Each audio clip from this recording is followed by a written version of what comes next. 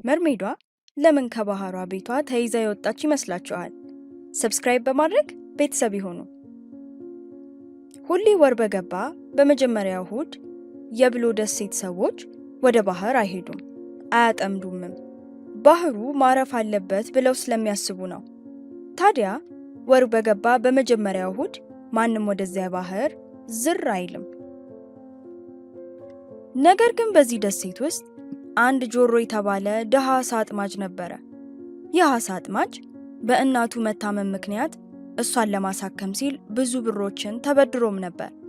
ነገር ግን ምን ያደርጋል፣ እናቱ ሳይሻላት ትቀርና ትሞታለች። እሱም ዕዳውን መክፈል ይከብደዋል። ያ ያበደረው ሰውዬም ሌትና ቀን የተበደረውን ገንዘብ እንዲመልስ ይነዘንዘው ጀመር። ንዝነዛው የበረታበት ጆሮ በዚያች ደሴት በሚታረፍባት እሁድ እድል ከቀናኝ ብሎ ዓሣ ሊያጠምድ ወደ ባህሩ አመራ። ጆሮም የዛን ቀን የደሴቷ ነዋሪዎች ስለሌሉ ብዙ ዓሣ አጠምዳለሁ በሚል ነበር ተስፋው። እድል ከቀናኝ ብሎ ዓሣ ሊያጠምድ ወደ ባህሩ አመራ። በባህሩም ወዲያ ወዲህ ሲል አይኖቹ ከዚህ ቀደም አይተው የማያውቁ ነገር ላይ ያርፋሉ። ከላይ ሰው ከስር ግን የዓሣ ቅርጽ ያላት አንድ ልጃገረድ ከባህሩ መሃል አለቱ ላይ ተቀምጣ ይመለከታታል። ጆሮም በማይመጣ ቀን መጥቼ ምን ገጠመኝ ጎበዝ ብሎ በፍርሃት እየተርበተበተ ጀልባውን አዙሮ በፍጥነት ወደ ቤቱ ይቀዝፍ ጀመር።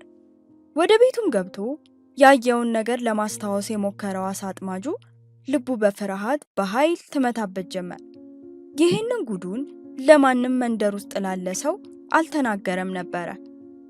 ነገር ግን ይህ ዓሣ አጥማጅ ጊዜያት በሄዱ ቁጥር የማወቅ ጉጉቱ እየጨመረ ፍርሃቱም ትንሽ እየቀነሰለት በመሄዱ እንዲሁ አንዲቷን እሁድ ጠብቆ ማንም ሳያየው ወደ መርሜዷ ለመሄድ ተነሳ። መርከቡንም በባህሩ ላይ እየቀዘፈ መርሜዷን ወዳየበት አቅጣጫ አመራ። ዓሣ አጥማጁም መርሜዷን ሲያያት ፍርሃት ቢለውም እንዳለፈው ጊዜ ግን ፈርጥጦ አልሮጠም። እሷም በመልካም አቀባበል ፈገግ አለችለት። በዚህ የተበረታታው ዓሣ አጥማጁ ጆሮም ወደ መርሜዷ ቀስ ቀስ እያለ ይጠጋ ጀመር። ከዛም ከመርሜዷ ጋር ያወሩ ጀመረ። ታዲያ ይህ ዓሣ አጥማጅ እናቱ ታማበት ብቸኛ ነበርና ሁሌ እሁድ እሁድ እየተደበቀ ወደ መርሜዷ እየመጣ ያወሩና ይጫወቱ ነበር።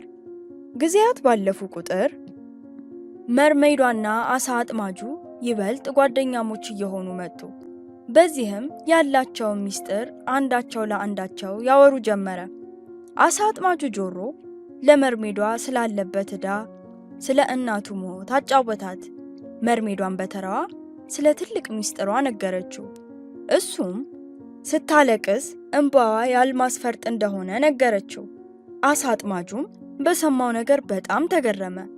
እናም በቀጣዩ ቀን ሲገናኙ መርሜዷ ዓሣ አጥማጁ ካለበት ዕዳ እንዲላቀቅ የአልማዝ ፈርጦችን ሰጠችው። ዓሣ አጥማጁም እየተደሰተ ገበያ ሄዶ መርሜዷ የሰጠችውን የአልማዝ ፈርጥ ሽጦ ዕዳውን መክፈል ቻለ።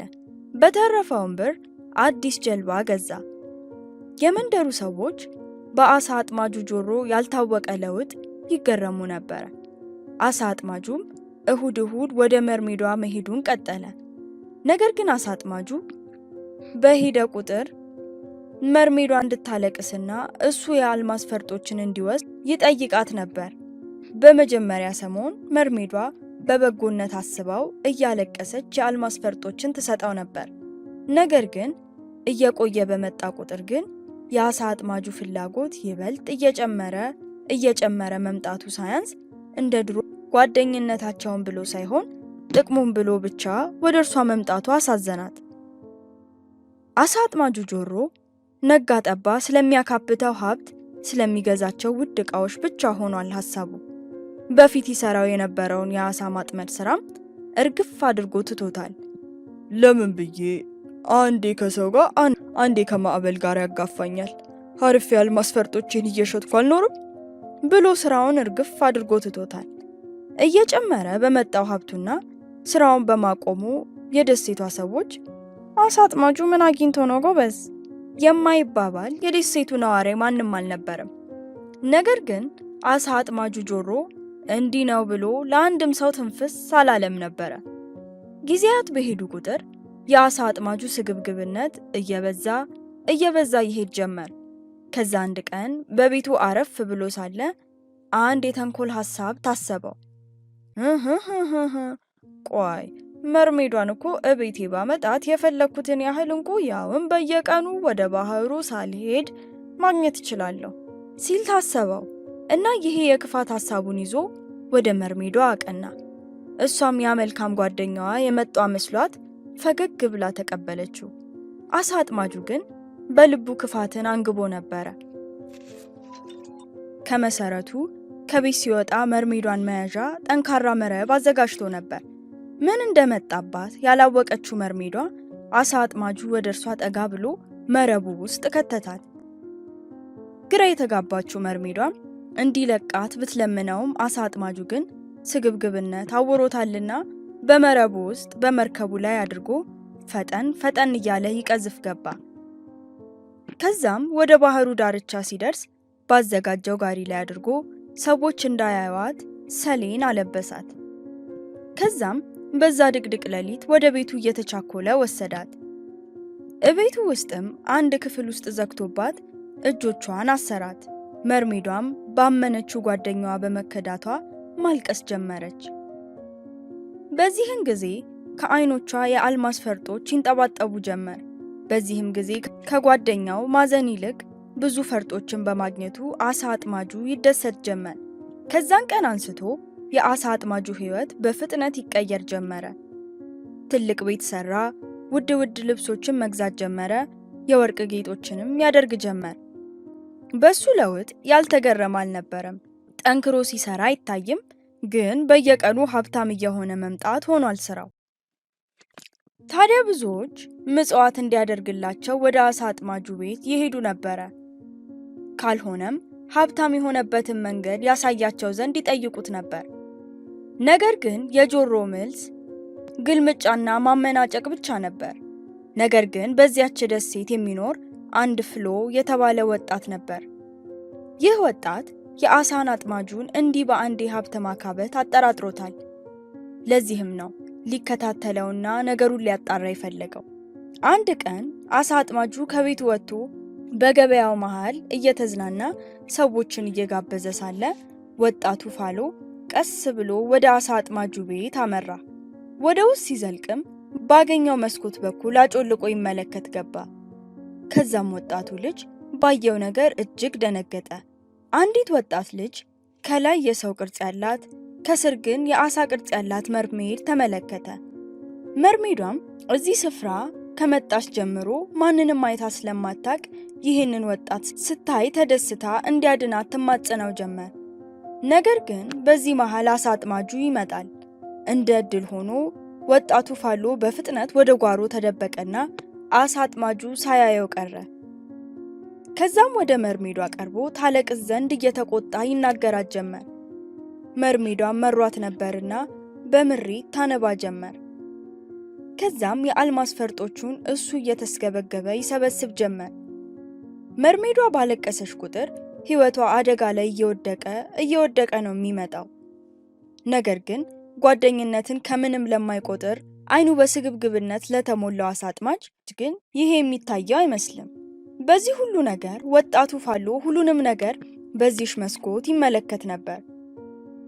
የአሳ አጥማጁንም የገቢ ምንጭ መረዳት ቻለ። ከዚያም በኋላ በሌላኛው ቀን ወጣቱ ልጅ የአሳ አጥማጁን ከቤት መውጣት ተከትሎ ወደ መርሜዷ አመራ። መርሜዷ በየቀኑ የምታለቅሰው እንባ እየጎዳት መጥቷል። እናቷ የመከረቻት ነገር አሁን ትዝ አላት። መቼም ቢሆን ወደ ሰዎች እንዳቀርቢ። ለካ ይሄ ምክር እሷን ለመጠበቅ ነው። ወጣቱ ፋሎ መርሜዷን ያድናት ይሆን? የወጣቱን መምጣት የተመለከተችው መርሜዷ አሁንም ይረዳት ዘንድ ለመነችው። እሱም አላስችላለውና እንደምንም ተሸክሟት ከዛ ከታሰረችበት ክፍል አወጣት። ሀገር ሰላም ብሎ ወደ ቤቱ ወደ መርሜዷ ክፍል ያመራው አሳ አጥማጁ መርሜዷን ክፍሏ ሲያጣት እጅግ ነበር የደነገጠው። ክንፍ አውጥታ የበረረችም መሰለው። ከዛ በፍጥነት እየተደነባበረ ከቤቱ ወጥቶ ሲመለከት ወጣቱ ፋሎ መርሜዷን ተሸክሞ ወደ ባህር እያቀና ነበር። ይህን የተመለከተው አሳ አጥማጅ መሳሪያውን እየተኮሰና ወጣቱን ልጅ እንዲቆም እየተቆጣው ይናገረው ጀመር። ነገር ግን ወጣቱ የእሱን ዛቻ ሰምቶ ፈርቶ ቆም አላለም ነበር። ይህን ጩኸት የሰሙት የመንደሩ ሰዎች ምክንያቱን ለማወቅ እየተሯሯጡ ወጡ።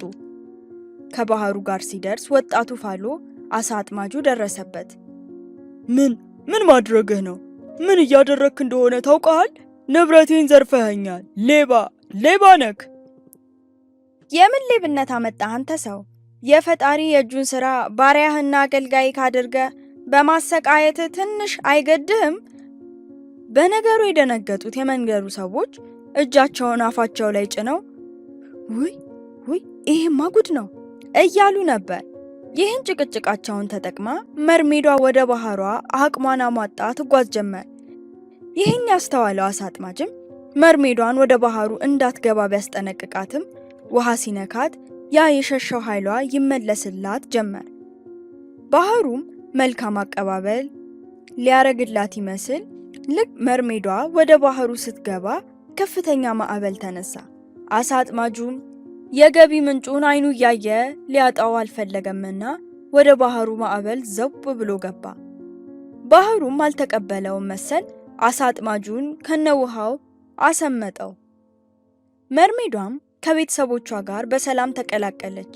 ከአንድ ቀን በኋላም ከውሃው ውስጥ የሞተው አሳ አጥማጅ ከውሃው ዳርቻ ከባህሩ ዳርቻው ላይ ተፋው። ስግብግቡ ሰው ጓደኝነት ለሱ ትርጉም የሌለው ነበርና አሳ አጥማጁ በቤቱ ተቀበረ። ስግብግብነቱ ሕይወቱን ጭምር ዋጋ አስከፈለው። መርሜዷም የእናቷን ምክር ጆሮዋ ለመስጣቷ አሁን ጉዳቱን አይተዋለች እና የእናት ምክር አስፈላጊ እንደሆነም ተገንዝባለች።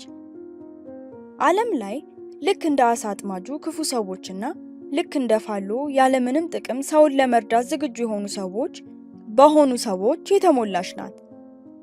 ታሪኩን ከወደዳችሁት ምርጥ ታሪክን ሰብስክራይብ በማድረግ ሌላ እንደዚህ ያለ ገራሚ ታሪክ እንዲደርሳችሁ ሰብስክራይብ በማድረግ አብራችሁን ሁኑ።